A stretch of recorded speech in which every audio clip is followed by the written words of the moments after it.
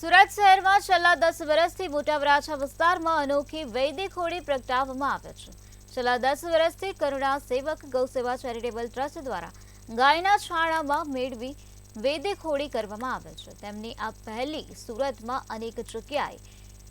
સુરતમાં અનેક જગ્યાએ જાગૃતતા આવી છે અને આ વર્ષે શહેરભરમાં અલગ અલગ જગ્યા પર 100 જેટલી વૈદિક હોળી પ્રગટાવવામાં આવી હતી। વૈદિક હોળીથી વાતાવરણમાં શુદ્ધતા આવે છે અને લોકો માટે પણ ખૂબ જ ફાયદાકારક રહે છે।